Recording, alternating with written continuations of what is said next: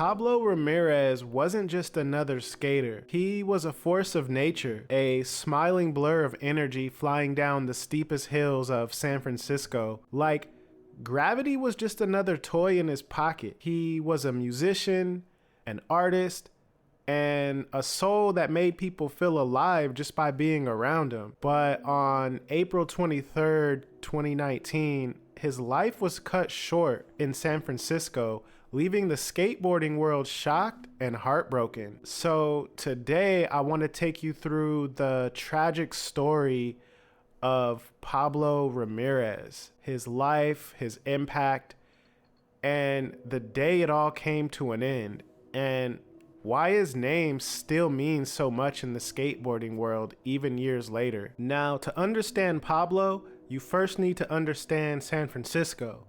So if New York is the heartbeat of street skating, then San Francisco is like the lungs.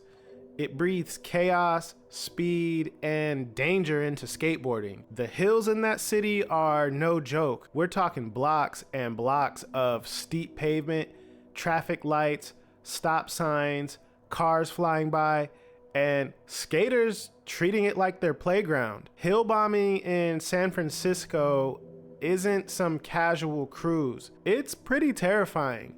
It's so dangerous. It's about staring down a hill so steep that just standing on it feels crazy. Then deciding to throw yourself down it full speed with nothing but your balance, your board, and maybe a little prayer. And the crew that became synonymous with that style of skating? GX1000. GX1000 wasn't a company in the traditional sense when it started. It was more like a crew, a gang of skaters led by filmer Ryan Garshall, who captured the rawest, wildest hill bombing you could imagine. These videos weren't polished, friendly skate edits.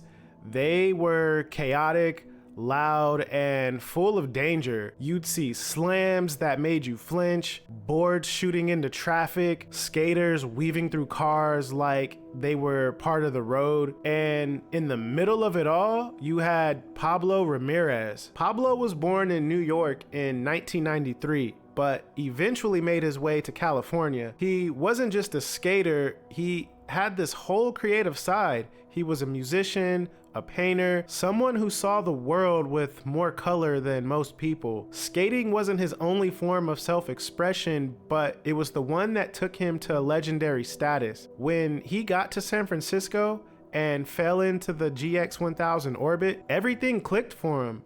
His energy fit perfectly with the madness of hill bombing. He wasn't just another guy in the crew, he became one of the faces of it. The way he attacked hills, the way he smiled after making it to the bottom alive, you couldn't help but feel something when you watched him skate. Now in GX1000, you've got a lot of fearless skaters, guys who live for speed and chaos. But Pablo stood out. His style was powerful but graceful, almost musical. He'd bomb a hill like he was conducting an orchestra, arms out wide, weaving between cars, eyes focused, but energy loose. People around him said he was magnetic. He wasn't just skating, he was skating with soul. He had this wild mix of danger and joy, and it rubbed off on everyone. You can see in old footage other skaters feeding off his energy, people cheering when he landed something, and that smile he'd crack at the bottom of the hill. Pablo wasn't trying to be a star.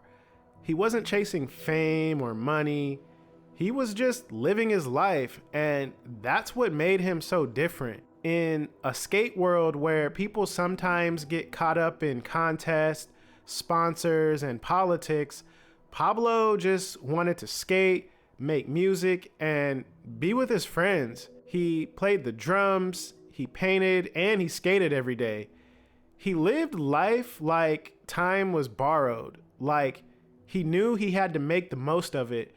And that's the part of what makes his story so powerful and so heartbreaking at the same time. On April 23rd, 2019, tragedy struck. Pablo was riding his board in San Francisco when he was hit by a dump truck near 7th and Natoma. He was just 26 years old. News of his death spread fast.